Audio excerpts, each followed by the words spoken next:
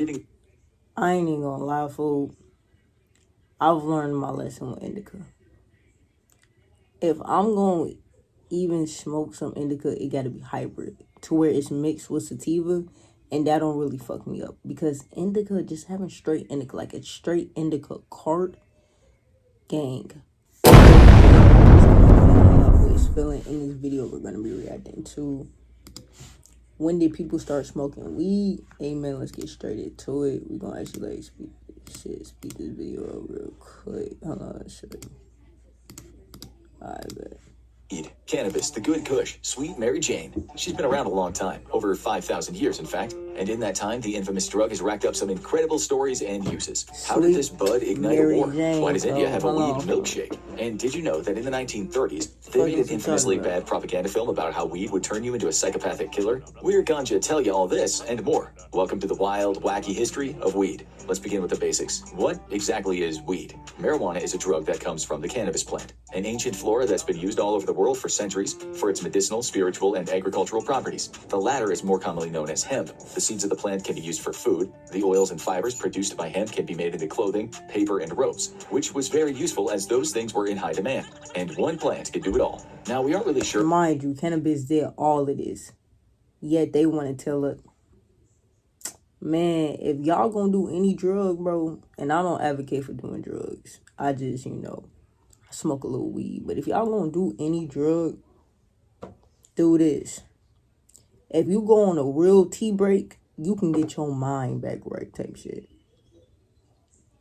If you gonna do any drug, do this, shorty. When exactly the cannabis plant popped out of the ground, since we weren't alive back then, unless there's a secret immortal hiding away the truth. And if you're an immortal watching this, please let us know in the comments. We know it's incredibly old, that much is certain. Lucky for us, there are scientists dedicated to finding out the answers. They haven't found all of them yet, but we hear they're still looking. So for the sake of brevity, let's keep this to weed's history with the human race. Our first stop on this dank adventure brings us to China. Cannabis sativa, weed's maiden name, had been established as a useful farming crop in this region due to its fast-growing nature and ability to produce textiles, fiber, and grain.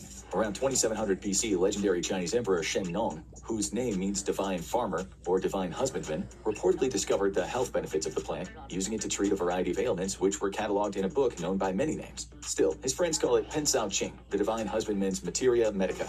The emperor earned a new title thanks to his teachings, now considered the father of Chinese medicine. Most of us are... And weed was always used for medicinal purposes at first. Then people started to abuse it, which I do, not gonna lie. I know what I do. But we was always made for medicinal purposes and agricultural purposes.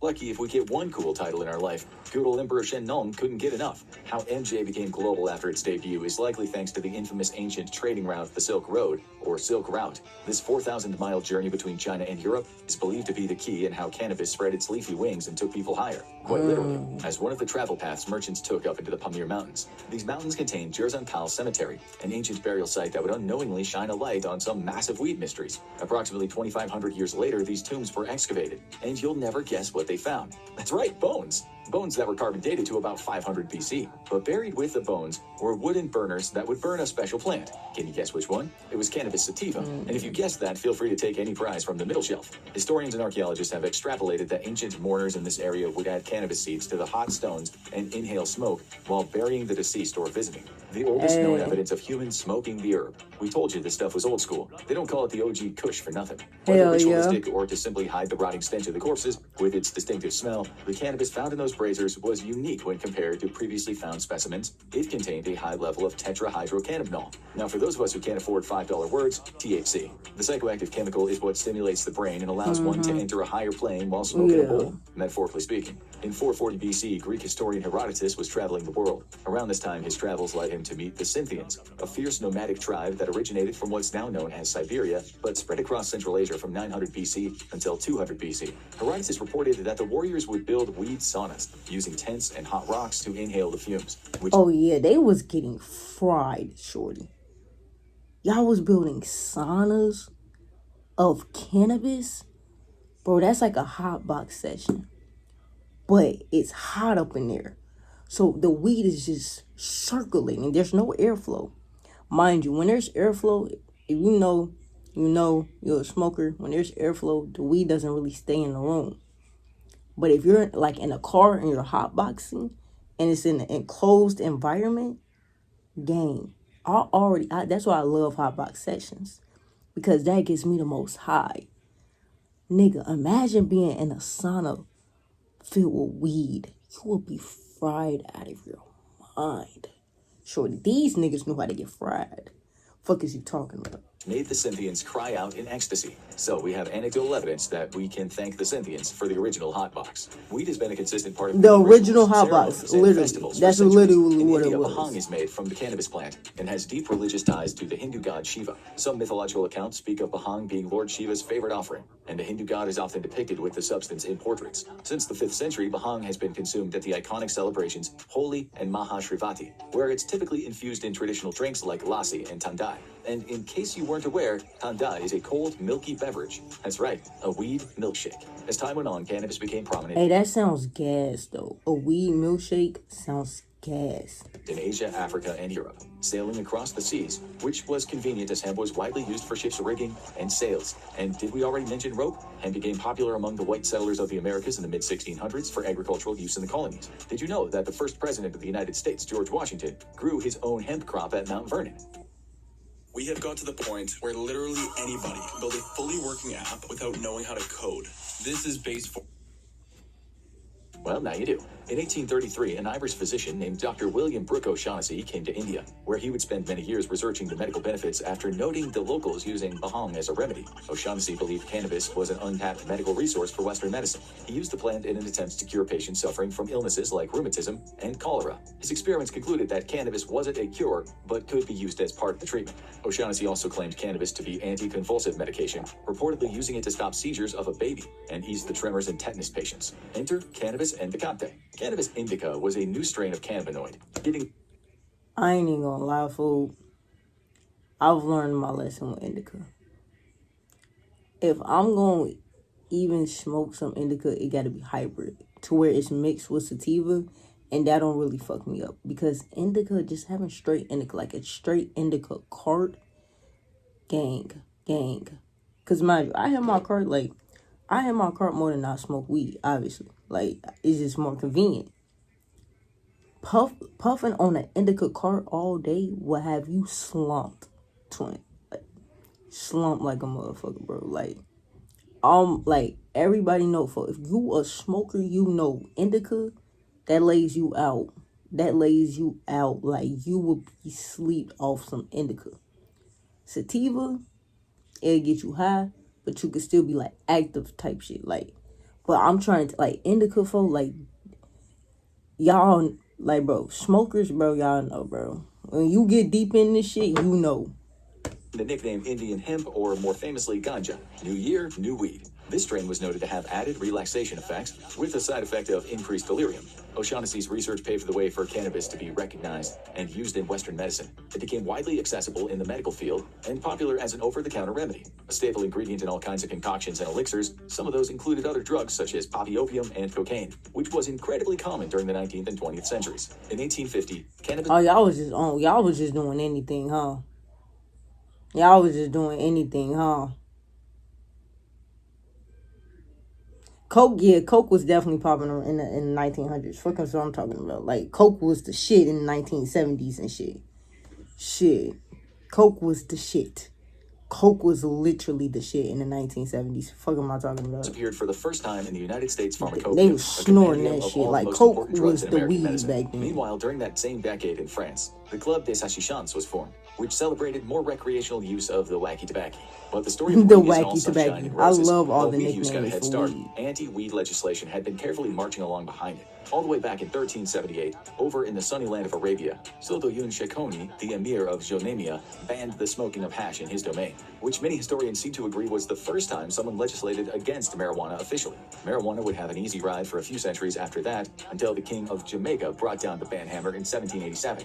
Yes, Yes, Jamaica. In the 1800s, for all the advances in marijuana use, both medical and otherwise, that it gave us, there were plenty among the powers that be who were striking back. To name a few, Napoleon Bonaparte, the Municipal Council of Rio de Janeiro, British colonies in the Mauritius, South Africa, and India, not to mention rulers in Greece, Singapore, the Ottoman Empire, and Morocco. It was only a matter of time before legislation against marijuana would hit the Americas. Let's jump ahead to 1914, when the United States Congress passed the Harrison Narcotic Act, which greatly impacted the opium trade. Opioids could no longer be dispensed without a prescription, and all narcotics manufacturers and distributors had to be registered under the U.S. Treasury Department. Soon after, morphine, cocaine, heroin, and other hard substances were completely prohibited by federal law. But naturally, though, all of these substances are crazy. Morphine, why are you even taking it?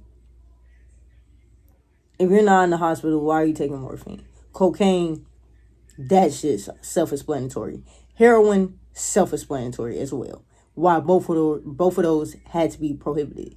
Like, no, you can't do this shit. Like, no. Like, you cannot. Like, you should not. Like, we're not allowing you to. Type shit. Despite cannabis being untouched by this new law, it undoubtedly foreshadowed trouble on the horizon. Then came the Volstead Act of 1919, more commonly known as the Prohibition Act. While it didn't take effect until 1920, that new law was responsible for banning the sale or distribution of all alcoholic beverages. This lasted until they overturned that so quick. 1933. America was running dry, and crimes were running higher. Here's a little advice from us. If you happen to find yourself thrown back into this era, watch out for Chicago Thunder. So how did all these new laws impact Mary Jane? Substances that were widely available now came with suffocating restrictions. The rise in addiction-related crimes, the beginnings and boomings of black market drugs, misinformation, and exploitation was the perfect combination to stir up a growing fear amongst the general population. Marijuana's reputation as a safe substance had been flipped. It didn't take long for the madness to spread. Reefer madness came to America's screens in 1936. The exploitation film attempted to portray a dark cautionary tale to warn young people and their parents about the dangerous devil's lettuce and get them back on the path of the straight and narrow. The devil's lettuce is what they call weed, which is so crazy to me. The devil's lettuce is hilarious. It used highly exaggerated false claims about the drug to push its narrative, the most infamous being that cannabis would get the users so high that it would drive them to insanity, causing them to commit heinous acts like murder. The melodramatic picture y'all of this know, bold y'all are doing those heinous acts because you simply want to. It's not weed causing you to do that. No, that's your subconscious coming out. The weed is just, if anything, is what the fuck is the word that I'm looking for? It's on the tip of my tongue, bro.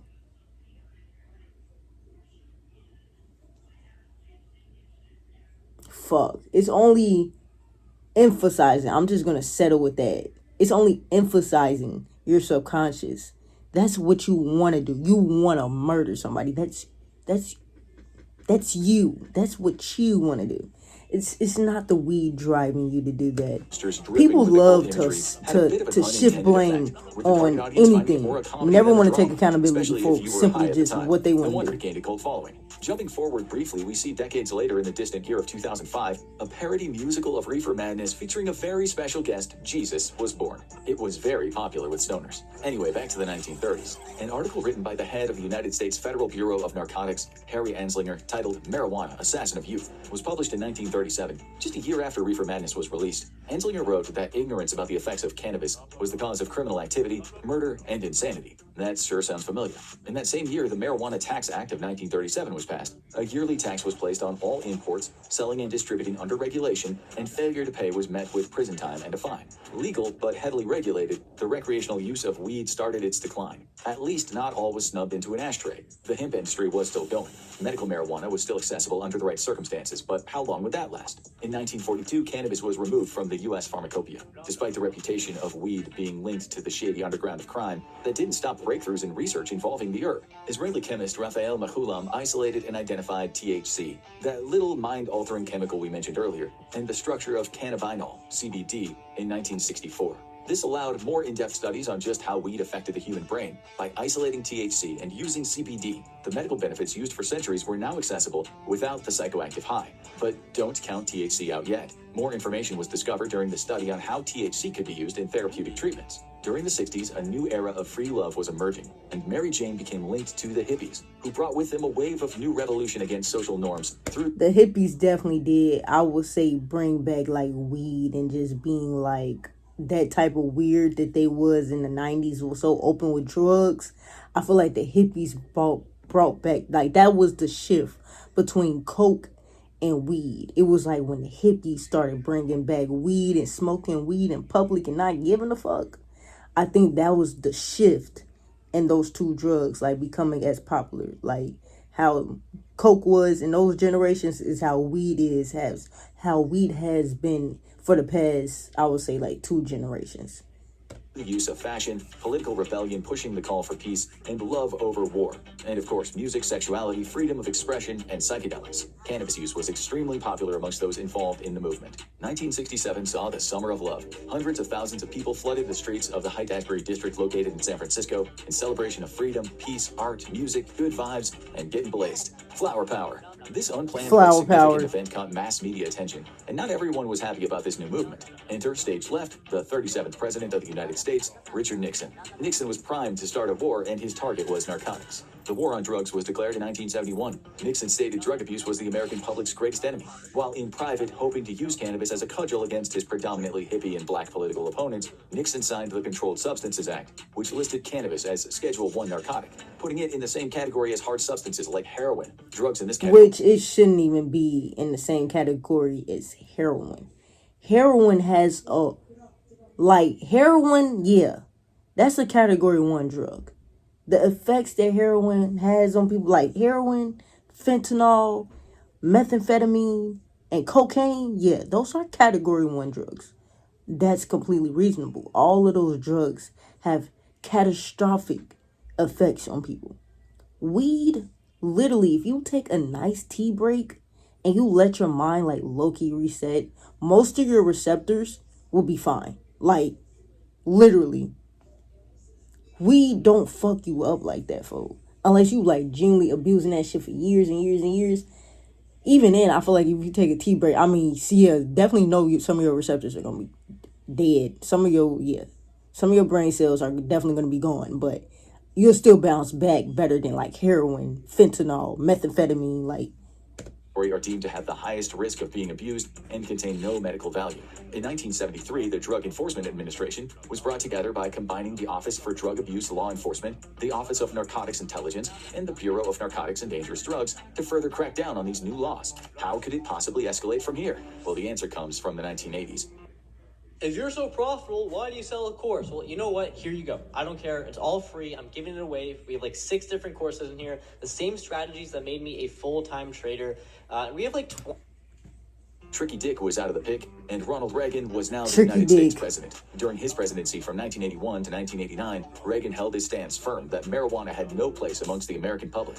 The Anti-Drug Abuse Act of 1986 poured more U.S. federal funding into drug enforcement, creating a minimum sentence for any drug-related crimes and increasing the monetary and incarceration penalties for those crimes. Which it ain't even that deep, Heroin, crack cocaine, and marijuana were among the most common narcotics involved. The arrests and incarceration heroin and crack shouldn't even be in the same sentence with marijuana. Why? Marijuana was often called a gateway drug. Thus, it was argued that it was just as dangerous as the other Schedule I narcotics it shared the list with. President Reagan's wife, Nancy Reagan, was also heavily involved in this war, privately funding a new campaign, Just Say No, in response to the concerns of rising drug abuse and crimes against school-aged children. Then came the Drug Abuse Resistance Education Program, or DARE, founded in 1983 in Los Angeles. You might be familiar with it, or at the very least familiar with its legendarily corny PSAs. This program infiltrated schools across the U.S. Yeah, I do. I think I do remember DARE. By a cartoon lion mascot called Darren the Lion. I don't know.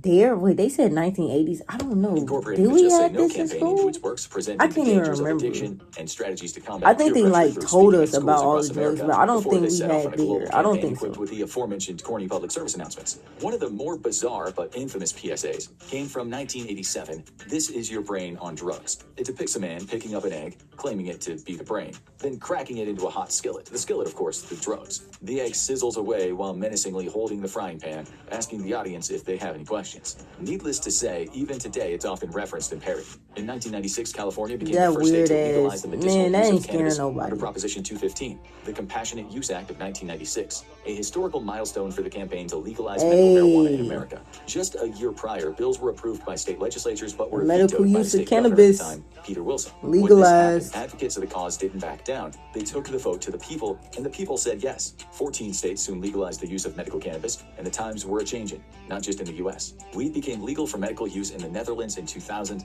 followed by Canada in 2001, before later becoming legal, at least for medical use, in Austria circa 2008, and Uruguay, Italy, Romania, and the Czech Republic, as well as France in 2013. Okay, everybody got along with the But thing. we respect your time and figure you probably just get sick of us listing off different country names. Back to the old US of A. Weed in pop culture became more mainstream in the 90s and 2000s, even popularizing a previously niche subgenre of the film, stoner comedies or stoner films. We think the title explains it all. Non-exploitation films surrounding marijuana can be dated back to the 60s with Easy Rider in 1969. But that film is far from giggles and good vibes. The comedy part of stoner comedy started back in 1978 with Up in Smoke, starring now iconic duo Richard Anthony Cheech Marin and Tommy John. But what about the music, man? Weed was heavily associated with music icon Snoop Dogg, featuring references to the drug since his debut on Dr. Dre. Snoop and Wiz Khalifa?